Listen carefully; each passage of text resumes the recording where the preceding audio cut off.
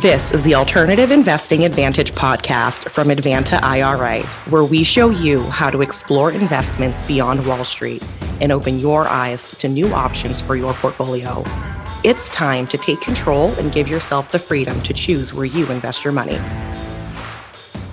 Edition of the Alternative Investing Advantage podcast. My name is Alex Perny, as always.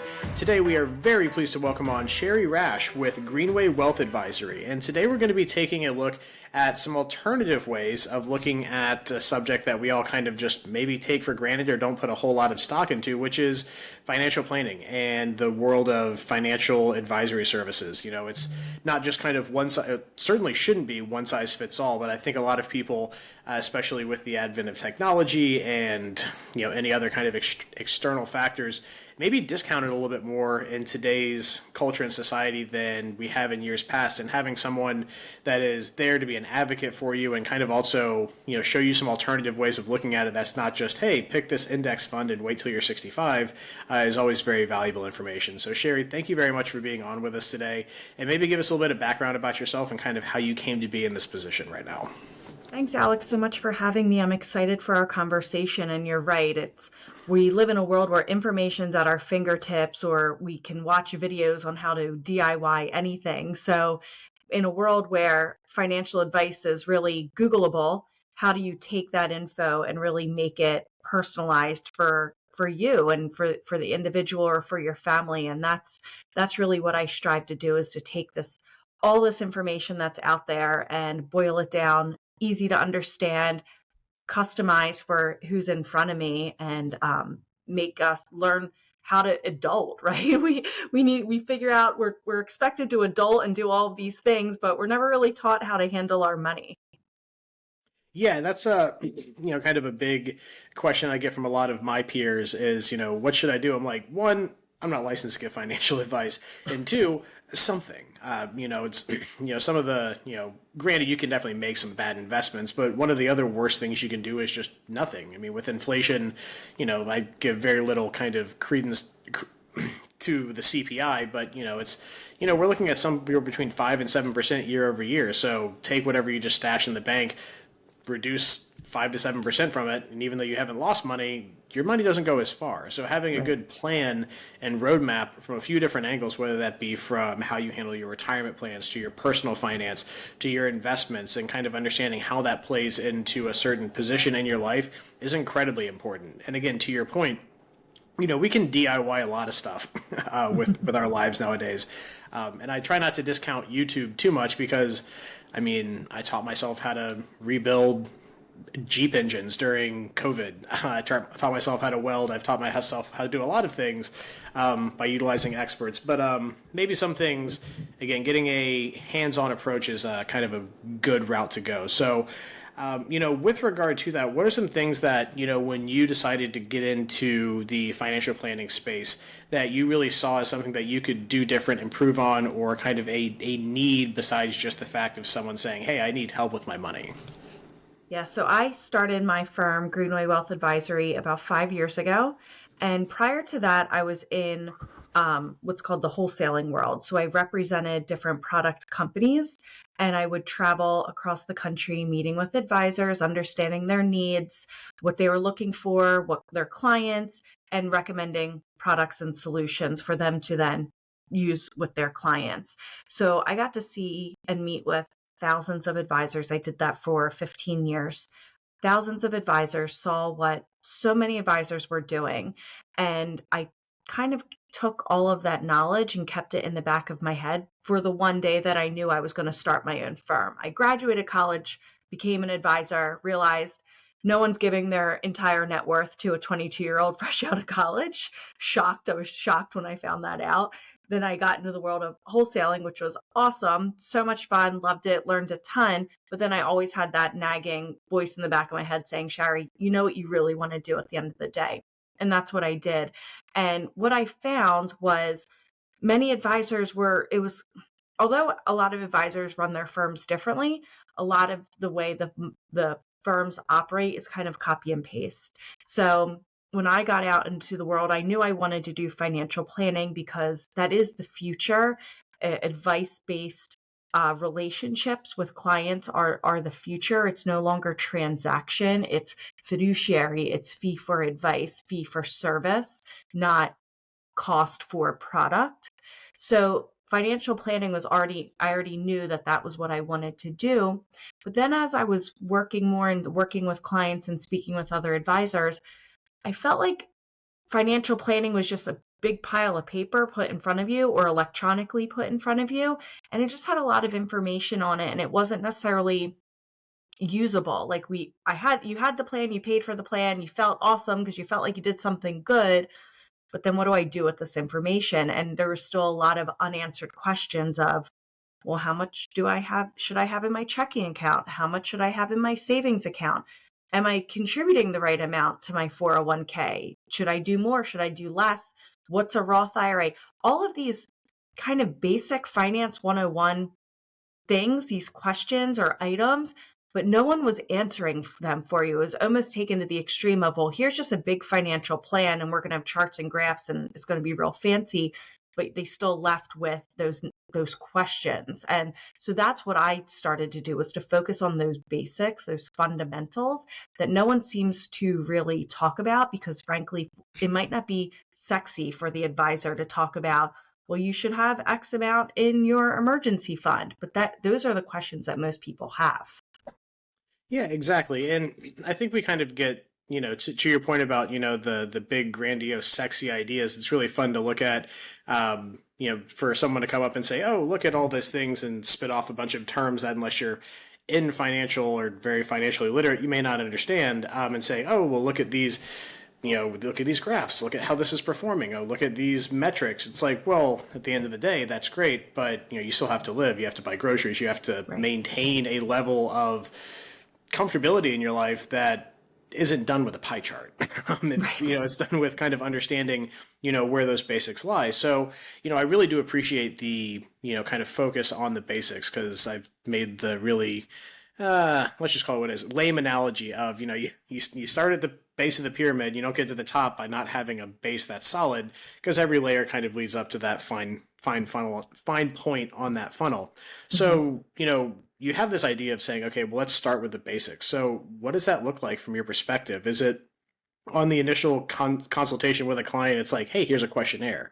Or, like what exactly does that look like? Because I'd imagine, from some people, it might scare them off a bit to say, oh, well, I'm so used to all of this other stuff. Or was it kind of something you had a lot of good reception to when you initially kind of put out that approach? So I hate questionnaires. I try to limit them as much as possible. And I really, when I'm talking with clients, especially prospective clients, when they say, what do we need to do to prepare for our initial consultations? Nothing. Just show up. I don't want to talk. We're not even going to talk dollars. I like to talk more about, how are you feeling? How does money make you feel? How does your money make you feel? How's your financial situation make you feel? What keeps you up at night? What are you worried about? What do you want to achieve? And that's really how we get started. That gives me an understanding of what I'm working with as far as emotional goes.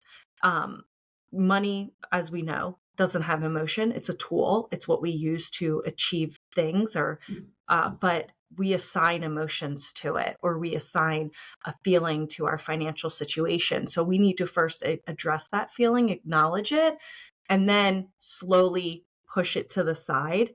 And I give permission to push that feeling to the side, because at the end of the day, we're using this money that you have or trying to build it in order to achieve things. So it's really starting from the beginning. So, okay, let me see your bank account.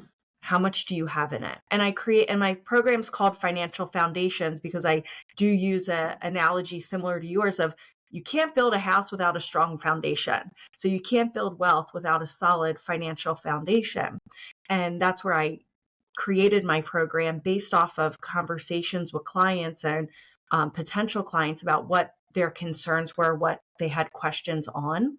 So really, step one of it is, how much do you have in your checking account, and do you like that number? Or what number makes you feel better? There's no right answer, right? But at least if we know, okay, it feels really good that when I open up my app, I have at least $1,000 in it every single time. Great. That's goal number one. We're going to maintain that. And then we build from there. And then it's, okay, well, how much should I have in an emergency fund? It's, I could Google it and it says 3 to 6 months, but do I have 3 months? Do I have 4 months? Do I have 5 months, 6 months? What's 3 to 6 months? What is that? And then we break it down and what number feels better for, especially if I'm working with a couple. One partner may really like the idea of 6 months worth of expenses. The other's like, no, forget, 3's fine. So we come up with happy mediums, but it's taking these principles, these rules of thumb, and applying it to you. And again, bringing the feelings into it, because I could tell them, anyone could tell someone what to do financially all day long, but if you don't feel good about it, you're not going to feel good about the things that you're doing. Yeah, that's one thing that I really kind of am kind of focusing in on with what you're saying is that, I've talked to a lot of financial advisors, a lot of financial planners. I mean, I've been in finance. It's hard to believe that I'm going on my 13th year of doing finance directly. And, one thing that, really, I don't think I've heard anyone, and if I have, I can't remember, so it certainly hadn't been that many people, is kind of taking the perspective of saying, hey, how does this make you feel? I think that's really kind of an interesting approach. So I'd kind of like to elaborate a little bit on that. So if how does that conversation go with someone? Because I definitely think that is quite the alternative route of saying, hey, it's like, hey, what are your goals? Those are great. I'm sure you get there. But, kind of starting it off with the question of like, how does this make you feel? What's kind of the spectrum of responses that you get from that? And then also like, how do you use that to help formulate your path forward with a client? Yeah. So, I mean, it is really financial therapy. I have clients cry to me regularly. We're laughing, we're crying. It's the range of emotion because money's behind everything we do, right? It's whether we like it or not, we can't survive without it. We have to spend it every day to function. If you don't have a positive or at least a neutral relationship with money, that's really hard. And it's sad because it's really, you may feel like hopeless or there's no way out. So as far as, how does having a certain amount in your checking account make you feel, or savings account, we run the gamut of it. And, there's often more question marks than periods at the end of sentences when we first start. But I could say, we could start off with goal-based planning, and that's kind of the new, buzzword. And that's great. Goals are awesome. But if, again, you could have all of these goals, but if you open up your banking app every day and you still you get an upset stomach when you look at the balances, then what's it matter that we're planning for your goals? You don't feel good on the very basic thing of, household finances 101 of how much money I have. Yeah, and that's definitely kind of, what I kind of thought would be the answer, but it's, interesting to see that, things kind of, can play out. An alternative approach can kind of play out like you think it would, but it definitely helps to kind of build that foundation. One thing that I'd be interested to get your, kind of thought on is, kind of the three basic groups that you probably talk to. It's probably married couples, and, single individuals like men or women, and then married individuals. So, I think it's probably easy to say for a lot of people, it's like, hey, if they're married, and they have kids or they're trying to have kids, it's probably a big chunk is kind of towards, hey, how do I support this guy or these things that I created? So I said that would probably go a lot into it, but I'd be kind of curious to know, like, are there inherently like different, at least let's just pick on single individuals versus married couples, taking kids out of the equation for a second. Are there any big like differences that you might have found surprising when you kind of started this, when you're talking to those two groups of people about what is their like how money makes them feel and what some of their general goals are? It's very rare that I meet a married couple and they both, and I'll say very rare, it's never happened, that they feel the exact same way about their money. Down to everything, every aspect of it. They're completely different. So working with married couples is really taking two individuals, very distinct and different money personalities and predispositions about money and all of that, and kind of bringing it together. And I'm serving as the neutral party to pretty much say, you're both not wrong. You both are right. But the way, and so, but we got to find a way that come up with plans that satisfy both of you, which is difficult, but it's also nice because they realize like, oh, I'm not wrong, but they're not wrong either. Okay, cool. But what do we do with that? For sure. And I mean, any major difference, like what would you say is kind of the common thread of, how money makes people feel when they're single, when you have single clients? I think with single clients, it's more of I'm on this island. So I'm on this island, and which has pros and cons, right? I don't have to answer to anyone as far as the financial decisions I make, but I also don't have anyone to fall back on if something were to happen. So with single clients, you have to really make sure that they do have safeguards in place. They're a single income household. It's all on them, which gives freedom, but then it also creates challenges.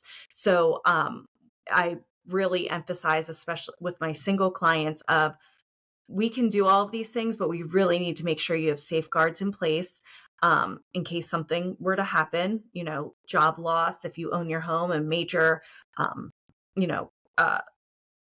issue happens in your house that you have to pay for, all of that stuff, you only have to answer to yourself. So making big purchases, we need to make sure it all makes financial sense.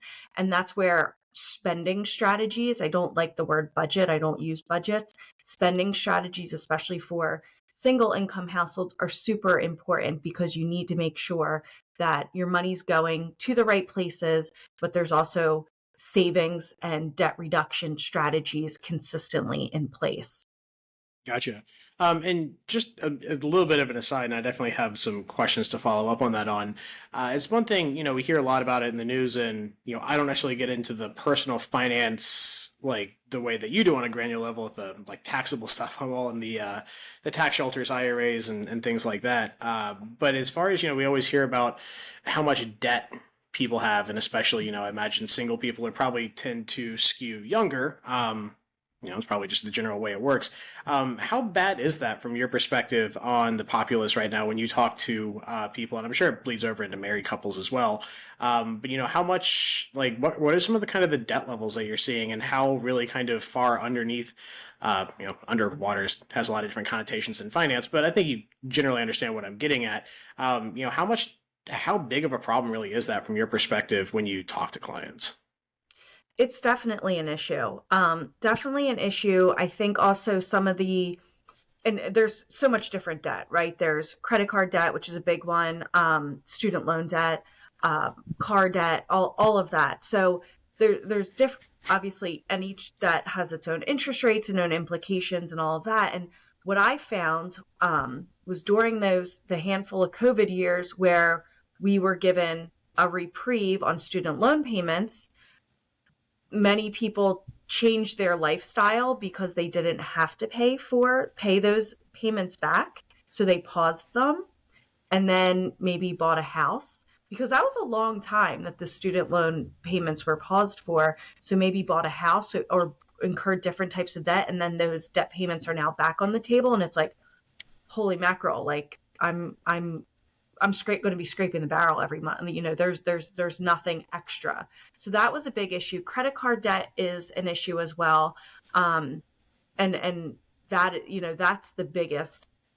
When I see that is, okay, we are working to pay that off first, because you talked earlier about inflation and your dollar being worth less after 1 year of it sitting in a bank account. Well, what's more powerful? Your dollar going invested or your dollar going to pay down your credit card debt? Generally speaking, your dollar works harder when it goes towards a credit card debt at 22% interest versus invested on average 7% interest that the market gives us. Giving the perspective that way of, okay, you only have so many dollars coming in each month. One, we need to make sure more is not going out than coming in. We need to fix that immediately if that's an issue. And then two, how is our dollar being used the best way?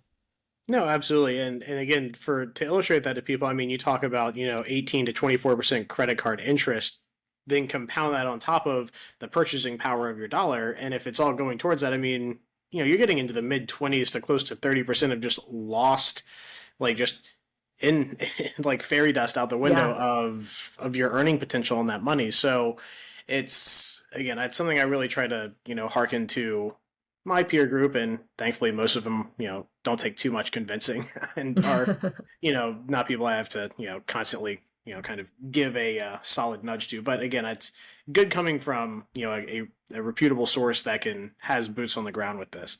Now, again, that was a bit of an aside. So getting back on track to kind of your take on this, we have a basis, and I mean, correct me if I'm wrong, but you kind of base this model that you have more in psychology almost. I mean, you think you even refer to yourself as kind of a financial therapist of kind of, asking like, hey, how does this make you feel?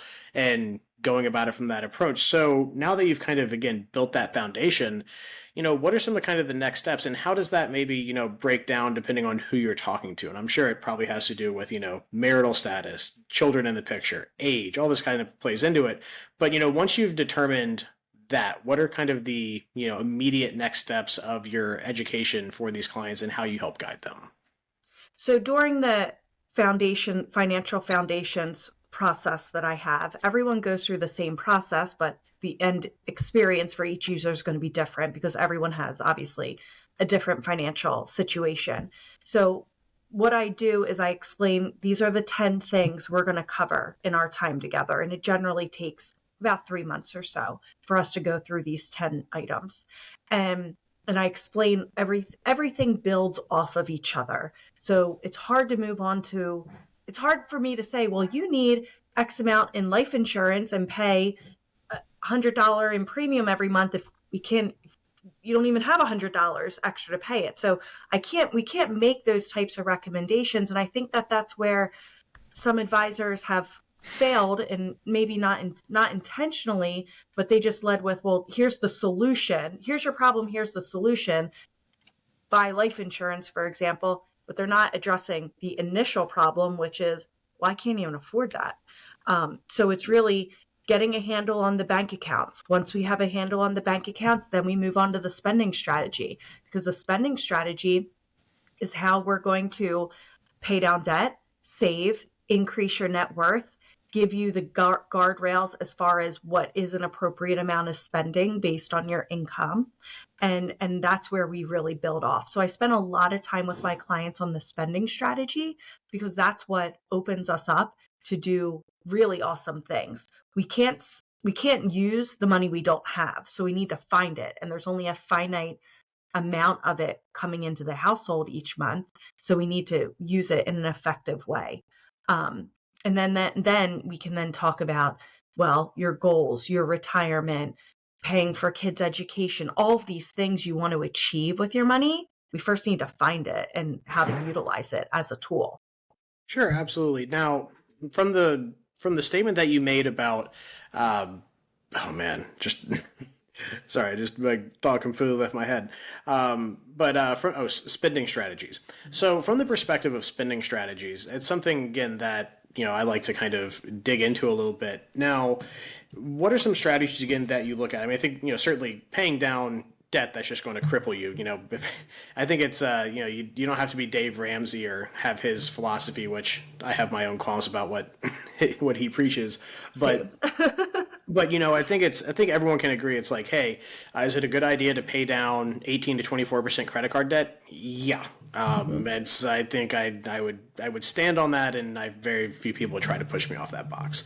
But let's say someone has nominal credit card debt, or they're paying it off every month, and they don't really have that to worry about. Student loans.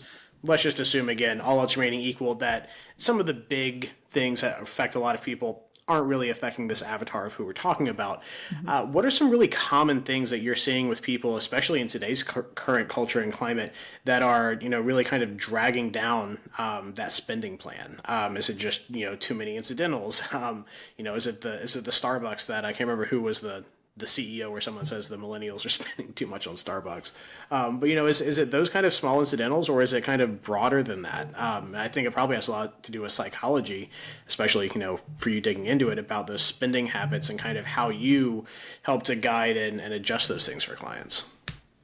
I definitely want to say it's not the little things. I mean, When you're making changes to your finances, it's a lot of micro actions that build up into something big.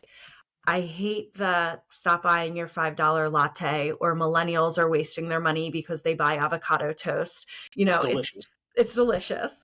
Um, for some people, a $5 cup of coffee may be the best part of their day. And and they do it like twice a week, it's the best part of, who am I to take that away from you?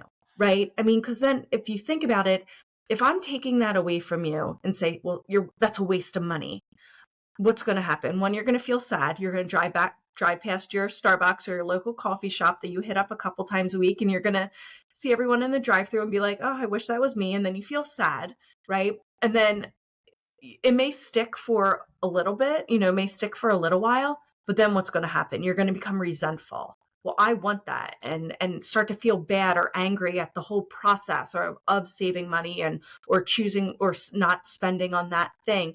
And then you go crazy and either start buying it, every single day, or buy an espresso machine and call it a day, right? So it's kind of like, I call it like the caged animal effect. And I'm guilty of that. If I can I can put some restrictions on myself, and I can do really well for a couple of weeks, and then I'm a caged animal. I can't take it anymore, and if I can touch it, I'm buying it. So understanding my client's mentality about that, of how comfortable are they with being restrictive, but let's also be realistic. So in my spending strategy, I say income goes to needs, and that's stuff you can't live without. And that's subjective. So traditional budgeting teaches us we need housing, water, electric, cable, food, a nominal amount for dining out, and a couple other things, insurance. But that's not life. That doesn't include everything, right? If my kids come home and they need money for a field trip, they need it. That happens. And we don't often have a budget line item in there because that doesn't happen every month. It may only happen once a year. Or I have 4 kids. I spent, I think, $180 on yearbooks at the beginning of the school year. Like, that's crazy. But they need to get yearbooks. So instead of looking at what we need to spend, be realistic. What do we need to spend, actually? So in my house, I have 4 kids. Netflix is a need. And I use this example all the time because everyone can relate to it. I need Netflix. If we don't have it, World War III is going to break out. But we don't necessarily need Hulu. Hulu is an extra. That's a benefit. That just makes life better. So what do we need, and what's a want? So what makes life better, but we can live without it? And so looking at your income, percentage of your money goes to needs, another percentage goes to wants, and the remaining goes to what I call wishes, which is stuff that reduces debt, grows your net worth. So saving for college is a wish. Saving for vacation is a wish. Saving for a home reno is a wish. Paying down credit cards. So all of those things are contributing to your net worth. You're saving for it. So instead, having a much broader strategy helps to, one, not make us feel bad for spending money, but empowers us to go, helps us take a step back before we make a purchase and go, do I need this or do I want it? No, absolutely. Those are great points. The only thing I would disagree with is Hulu has to be a requirement because I can't live without Bob's Burgers. It's on in my house far too often. So when I'm out working out in my gym, I can't get enough of it. But I'll check it out. oh, Bob's Burgers is fantastic. Great lighthearted animation. But I digress. I think one thing that I'm really kind of taking away from that is kind of the permission aspect of it. It doesn't have to be a complete scarcity mindset when it comes to money. And granted, there should be some of that. There's a finite amount of money. I mean, even if you're, Bill Gates, there's still a bound on that. You could spend it all. I mean, I don't know how he would, but there is a limit to this. But you have to kind of give yourself permission, or have someone in your position help to give that permission to say, hey, look, like, you have the things that you need. You need to have four walls and a roof. You need to have something to eat every day. If you work from home, you have to have an internet connection. But, understanding what those cores are, and then where the other ones delineate, and then the gradients of gray in the middle is very important for people. And again, I think it's very worth mentioning is that, you only have so many hours that you get in your entire life. Don't spend all of them miserable just because you're trying to, save some money, because then what's the point? Right. You can't take it with you when you go. But it's, maybe the attitude of bouncing your last check isn't the right attitude for everyone, because you never know when that's going to be. Well, I do ask my clients when as we're doing retirement income planning and their children, I go, is your plan to bounce the check to the funeral home, or do we want to make sure we leave money to the kids? There's a laugh, right? And it's like, well, I don't know. I never thought of that before. Or so it's enjoy it. You worked hard for it. Enjoy it. Obviously, like you said, you could run out of it, so keep that in mind. But we don't need to. It doesn't have to be all or nothing. It doesn't have to be we're not spending $1 or we're spending all of it. There's an in between, and whatever feels best for you and makes, of course, financial sense. Yeah, absolutely. And that's what I kind of try to, tell people in the capacity of how I work in finances. None of this works for every single person. There's a reason why financial advisors and financial planners exist, is that, it's not just saying, oh, I have a headache, let me take Tylenol. There's a whole spectrum of this, everything that works for you. You might be allergic to Tylenol, maybe take some ibuprofen. So, it's figuring out where that works. So, now that we've kind of figured out, again, how you like to break that down for clients, and figuring out, and giving that permission to, hey, earn this and then spend it, because you have to kind of put it out there to either make money or put yourself in a better position. Once you've kind of gotten this part of that pyramid built, or, you've put up the walls, if you will, on your analogy, what are some things that you help to start guiding people on? A lot of people like to automatically think financial planning. They would like to go directly to investments. They like to start at the end of that race and then run backwards. But you have to have everything in place in order to be able to navigate that race and get to the end goal with things that are going to hopefully be paying you money, and be able to watch your money grow for you. So, again, very high level, I have to always disclaim, this is not financial advice. But, generally kind of how do those conversations start once you've kind of gotten them to the point where you can start looking at investing, and not just saying, hey, let's get rid of this credit card debt. Let's make sure we got this plan in place. Where do you kind of start that conversation when it comes to investments? Yeah. So obviously we have to start saving for retirement the first day of our first job, right? So that's obviously always part of the conversation, is how much are you contributing to your retirement, and all of that. But I also like to undo some of the training that we've now done, in that there is a risk of having too much saved for retirement, or too much in your 401k. Many people, we're good boys and girls. We do what we're told. We buy a house. We max out our 401ks, and we follow the rules. But sometimes that also leaves us with no money if we need it, right? If we have all the equity in our assets are in two places, generally speaking, the equity of our home, which is really hard to access, and you can never access all of it, or our 401k retirement account. And it's like, well, if I'm 48 years old and my kid's going to college and I need to pay their tuition, and you don't have anything else saved anywhere else because you followed all the rules of paying extra towards your mortgage and maxing out your 401k, you're going to feel pretty out of luck. Like, you're going to feel despair. So I like to kind of break traditional rule of, yes, we're going to contribute to our 401k. We are going to save for retirement because that is what we should do. But we need to diversify the way our money's saved and where it's saved. So the next answer might not necessarily be a Roth IRA, because again, that's for retirement.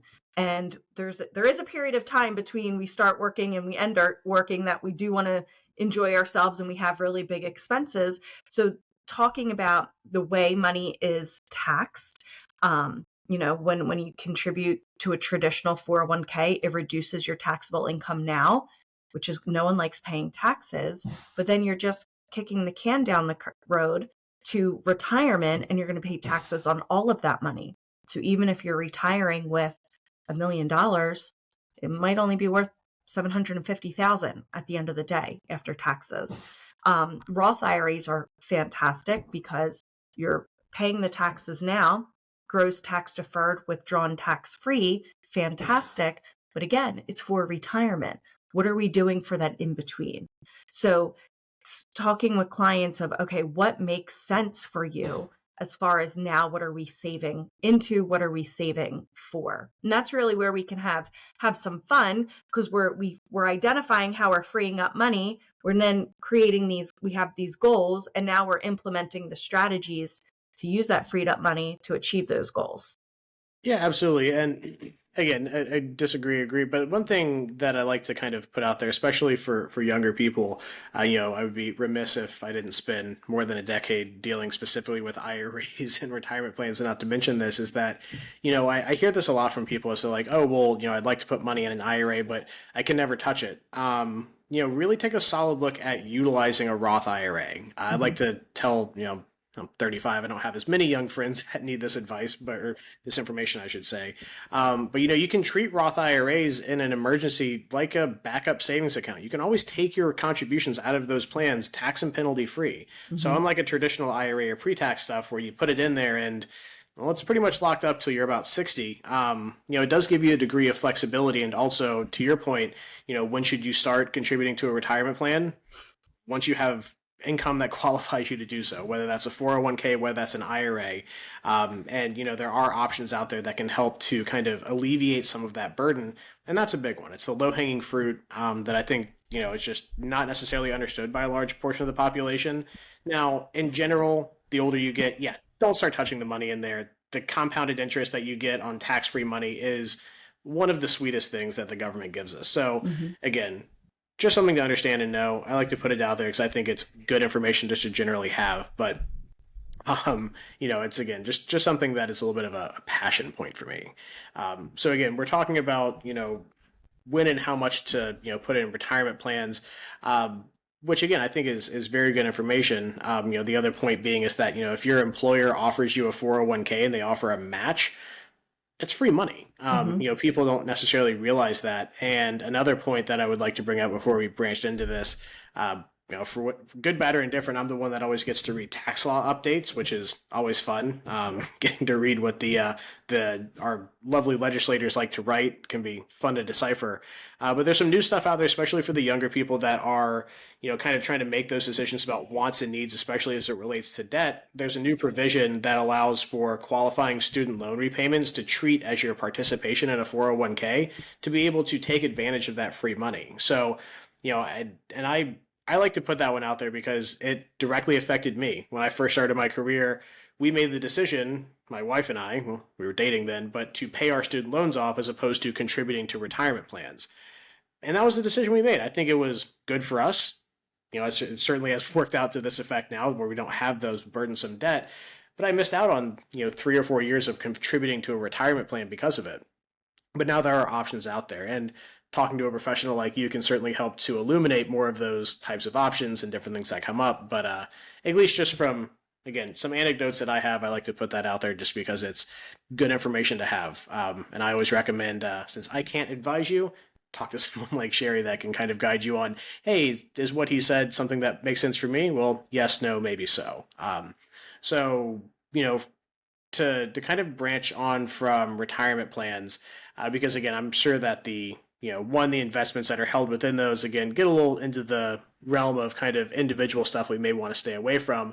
But two, I think to kind of capitalize on our time together is also, where do we look, from the people that are saying, okay, great, we're now figuring out how the retirement plans look into this. But, we also just don't want to leave our taxable money just sitting in a money market. So, once we, I think that what I'm hearing from you is that let's look at the retirement plans. Once we have the money to start saving for investing, look there first, and then after that's kind of taken care of, where do you look to go for with the personal side of things? It all comes down to what the client wants to achieve. What's the time horizon of the money? I generally look at what a cost is obviously a factor, right? Everyone is super cost aware.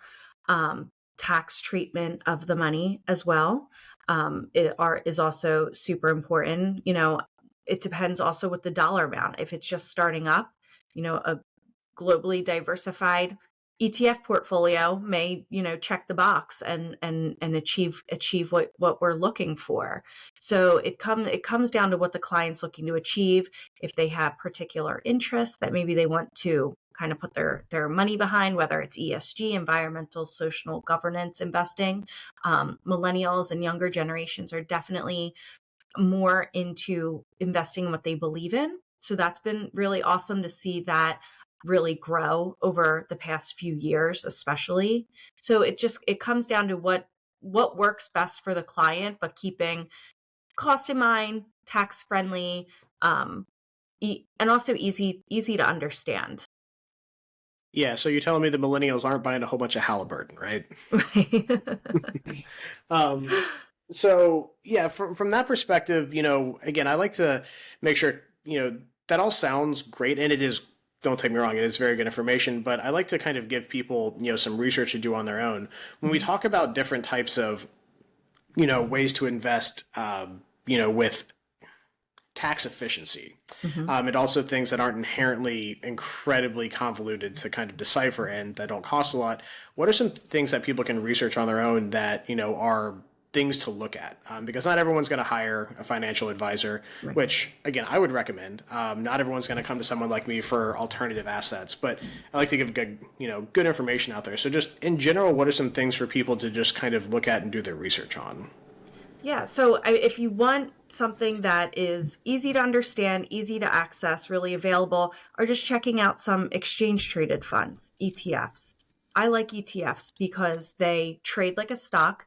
You can buy and sell them at any point in time.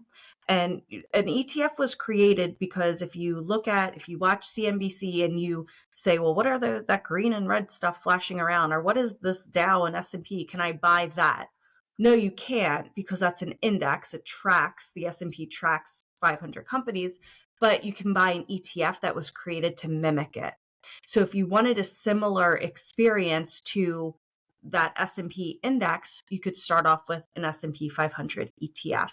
And so many different companies have their S&P 500 ETFs. And why they're attractive is because one, they're low cost. There's not a lot, they're tax efficient because there's not a lot of trading going on inside of the ETF. So with mutual funds are not as tax efficient because when you open up a mutual fund, there's all types of stocks and bonds inside, and the managers of the funds are trading them inside of the fund. So there's a lot of movement going on inside of the fund that you have no control over. None of us have any control over, nor do we even know it's happening. With ETFs, they're pretty much they're there. They are what they are. So there's not a lot of trading going on inside of the ETF. So it's a way to get diversified very quickly and pretty easily. You can get super diversified just by holding a couple of ETFs. So if you're looking to do it yourself, that's generally where I suggest looking at first because you'll get bang for your buck. You can quickly see what you're invested in, and you're not going to be getting a surprise tax bill at the end of the year due to trading going on inside of it. We love surprise tax bills. They're the best surprise in the world. Said no one ever. But yeah, I would definitely echo that statement. From my perspective, it's mutual funds got this big push of being this awesome way to have people smarter than you taking care of your money and making these decisions and everything. And the thing I like to bring up is by all means, yes, people will some mutual funds are certainly smarter than me. I would say by a large margin.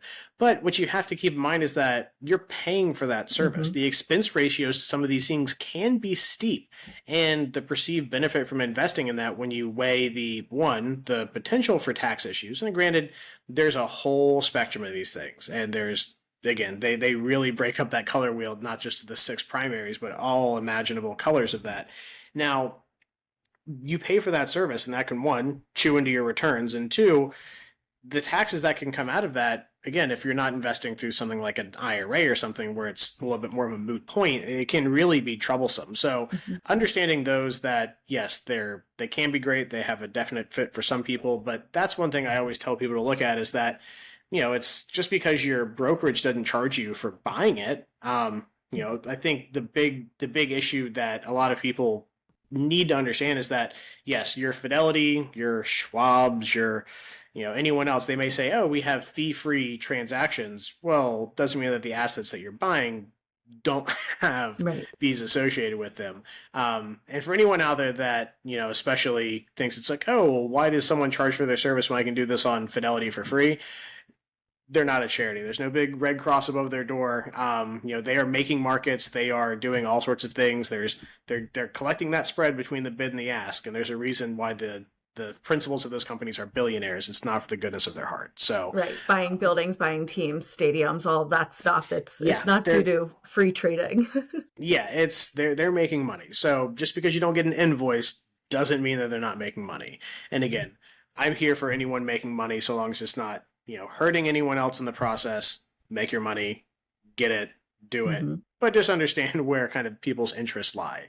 And from that, talking about some of the basics, we kind of, again, I think run pretty much the course of what I want to discuss with you. But is there anything that we're kind of missing or that you feel very passionate about that you'd like our listeners to kind of hear on how you and your approach takes financial planning too? I think that, I think we did an awesome job covering it, and we, brought up a lot of important topics. And I think that at the end of the day, if you are Googling for your financial advice, but you still don't feel like your questions are being answered, then seek help, seek professional help. If you meet 5 different financial advisors, and I do recommend interviewing, dating them for a little bit, get a feel, you're going to get a feel for that person on the other side very quickly. And an advisor should be involved or notified of basically every major thing that happens to you, because there's a financial impact. You get married, you have a baby, you buy a house, you lose your job, you change job. That all has a financial impact at the end of the day. And if you can't picture yourself calling that advisor and celebrating the wins or mourning the losses, then that person's probably not right for you. But there's a lot you can DIY, but there's so many things that we outsource to other people because we're not an expert in everything. So if you find that you have questions, go seek the answers, and it might be finding someone to help you during that. And again, finding someone that fits for you.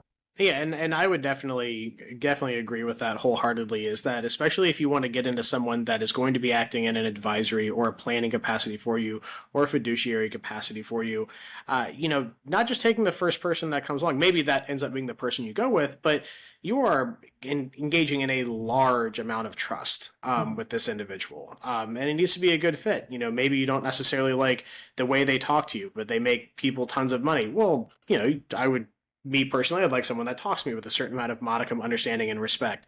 If I'm going with someone that ends up making me 20% of my money versus 25, I'm taking less return just for them not being, abrasive towards me. Maybe that extra 5% really works for you. But again, I really do like it when people say that, is that, go date for a little while, figure out what you want, who you want to deal with. Do you feel comfortable talking to this person about these kind of intimate details of your life, which I never quite understood. People seem to be more guarded about their finances than they are maybe about their own medical history. Just take a look at your Facebook for every once in a while. You'll see someone talking about, oh, I got this ache and pain. It's like, oh, how are your investments performing? Well, that's personal. It's like, That's right. Okay, well, we just got like 5 HIPAA violations, but I guess your checking account is off the table. So, Yeah. with that said, if people want to engage with you or learn more about the services that you offer, what's the best way for them to reach you, Shari? Yeah, so if you want to hear more about my thoughts or what I'm thinking, or just talking about different financial topics, I do have a podcast. It's called Money Chic Financial Education. So you can check that out. I'm on all the podcast streaming services. To learn more about me and my firm, you can go to greenwaywealthadvisory.com, greenwaywealthadvisory.com. And there I also have a blog, and I'm constantly bringing up new topics and adding content there. Or my Instagram, which is Money Chic with Shari. All right, fantastic, Shari. Well, I do appreciate you taking your time, because out of all the resources that we have and all the money we have, it's the only one we can't make more of. So thank you very much for being with us today. My name is Alex Perny, as always, and this has been the Alternative Investing Advantage podcast. Thanks for joining, and have a great day. Thank you for tuning in to the Alternative Investing Advantage podcast. Tune in next week for more investing tips and strategies.